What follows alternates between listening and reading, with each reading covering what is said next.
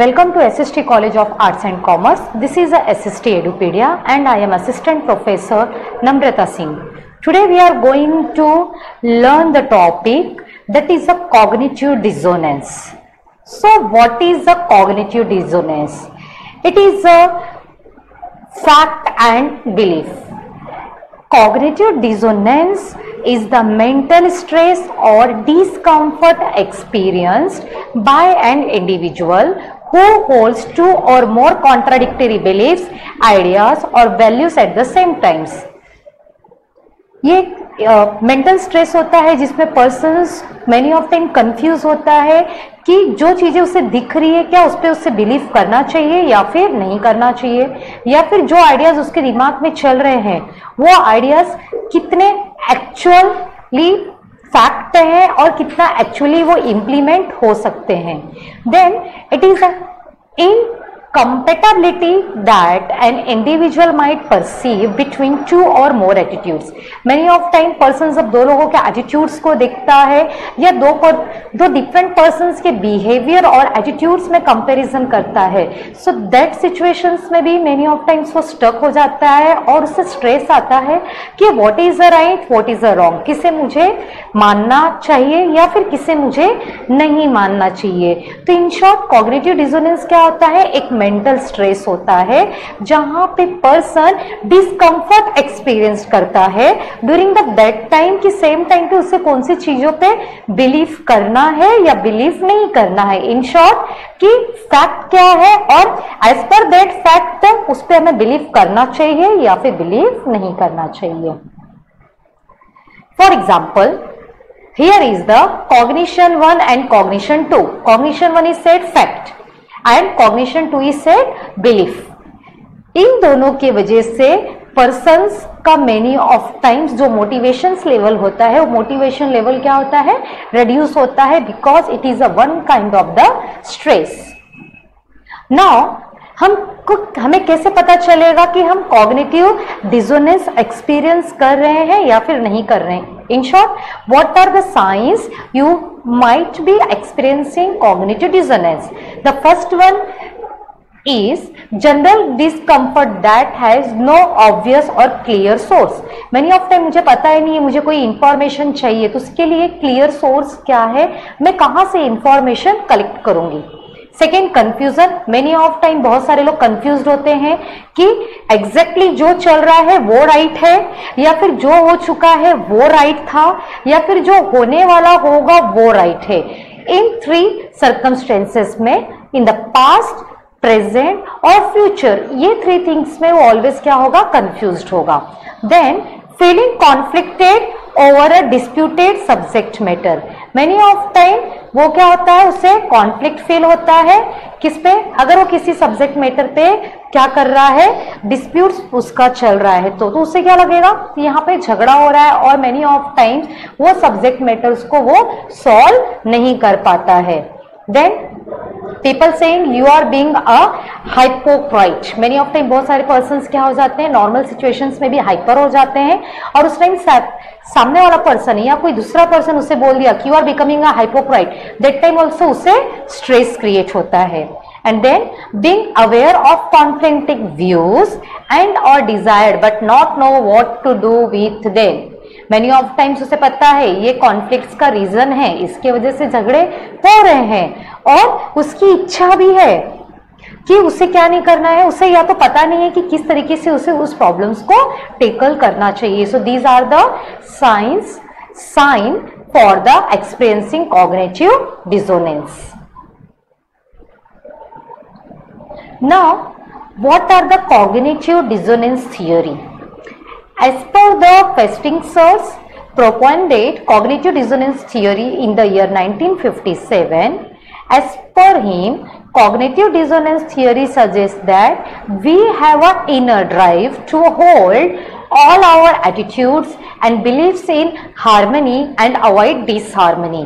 It means हमारे अंदर हमें क्या करना है, जो हमारा एटीट्यूड से जिसमें हम बिलीव करते हैं उसमें हमें पॉजिटिव वे में बिलीव करना है, पॉजिटिव वे में हमें हमारा एटीट्यूड रखना चाहिए, जिससे क्या होगा पीसफुलनेस मेंटेन होगा, हार्मनी मेंटेन होगी and we are able to avoid the disharmony. In short हम क्या करेंगे, स्ट्रेस को अवॉइड कर सकते हैं, that is a mental stress. Then according to Festinger we hold many cognitions about the world। हमारे दिमाग में बहुत सारे स्ट्रेस होते हैं रिलेटेड टू द वर्ल्ड। वो सिचुएशंस में मेनी ऑफ टाइम्स वो क्या होते हैं, क्लैश करते हैं। हम कुछ और सोच रहे हैं, वर्ल्ड में कुछ और चल रहा है। अगर दोनों हमारे थिंकिंग्स को मैच नहीं कर रहे हैं, बोथ द थिंग्स क्या नहीं हो रही है, मैच नहीं हो रही है। सो ऐसे सिचुएशंस में क्या होता है, टेंशन्स क्रिएट होती है और उसका रिजल्ट क्या होगा, स्ट्रेस। तो हमें क्या करना है, हमें अवॉइड करना है उसे क्या करने के लिए, उसे कंपेयर करने के लिए। Then as the experience of dissonance is unpleasant. वो क्या है, वन काइंड का अनप्लीजेंट, अशांति है दिमाग में, एक ना चाहने वाला टेंशन, एक स्ट्रेस है। सो हमें मोटिवेट करना चाहिए कि जितना ज्यादा हो सके हम स्ट्रेस को रिड्यूस करें और क्या करें, हमारे एग्रीमेंट्स को, हमारे कॉन्सोनेंस को अचीव कर सके। Now how we can reduce the cognitive dissonance? Here very first we have to change one or more of the attitudes। Many of time बहुत सारे पीपल्स की हैबिट्स होती है, whenever they are thinking, जब भी वो सोचते हैं वो नेगेटिव वे में ही सोचते हैं। उन्हें लगता है उनके पास जो भी चीजें हो रही है वो ऑलवेज नेगेटिव हो रही है। इवन कभी अगर पॉजिटिव थिंग्स भी हो रही है तो उसके लिए भी वो सोचते हैं कि सडन मेरे साथ ये चीजें पॉजिटिव वे में क्यों हो रही है, इसके पीछे का रीजंस क्या है। तो like this kinds of the attitudes हमें क्या करना है, चेंज करना है। Second, acquire new information.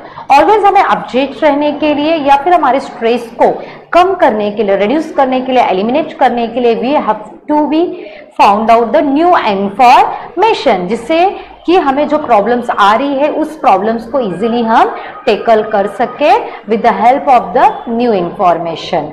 Then reduce the importance of the cognitions। जो हमारे माइंड में कॉग्निशंस चल रहे हैं, जो हमारे दिमाग में बातें चल रही है जिसका हमारे लाइफ से कुछ भी रिलेशंस नहीं है या फिर वो अननेसेसरी स्ट्रेस क्रिएट कर रहे हैं, हमें उन सारे चीजों को, उन सारे इंपॉर्टेंट थिंग्स को क्या करना है, रिड्यूस करना है।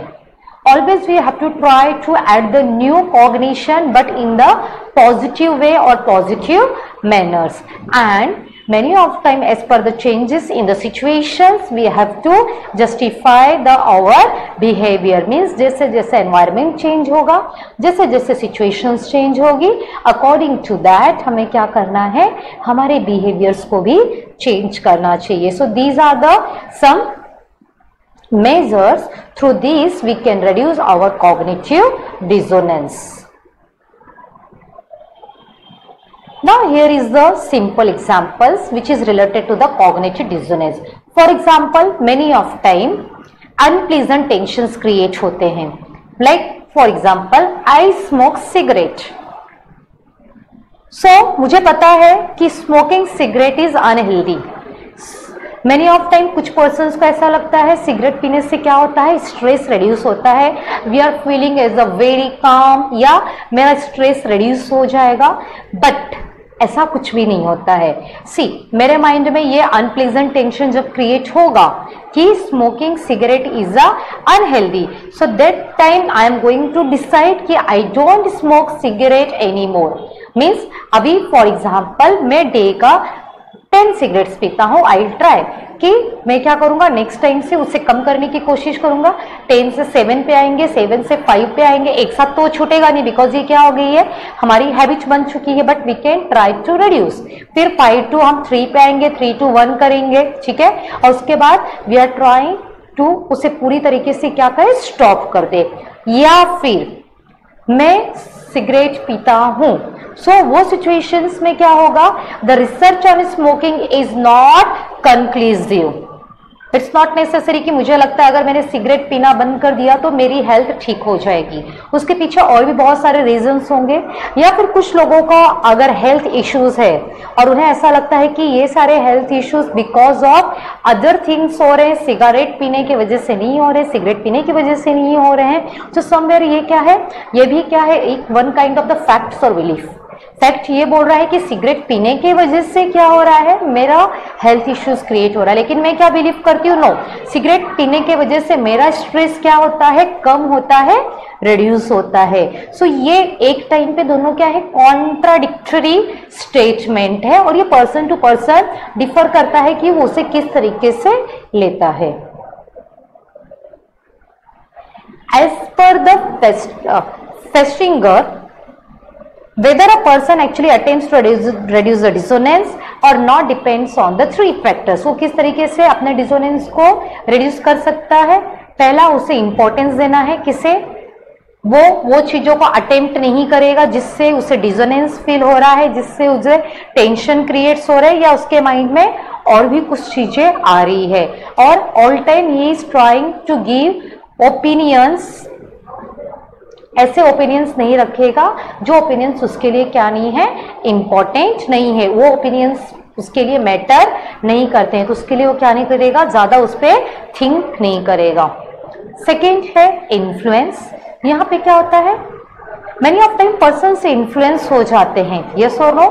तो यहाँ पे पर्सन को क्या करना है, उसके अगर डिसोनेंस को रिड्यूस करना है तो उसे क्या करना है, एक्सटर्नली फील करना है कि उसे कौन से ऐसे इंटरनल फैक्टर्स हैं जो डिसोनेंस के लिए कॉजेस हैं, उसके लिए डिसोनेंस क्रिएट कर रहे हैं, उसके लिए स्ट्रेस क्रिएट कर रहे हैं, और आफ्टर दैट उसका वो सॉल्यूशंस इजीली फाइंड आउट कर सकता है।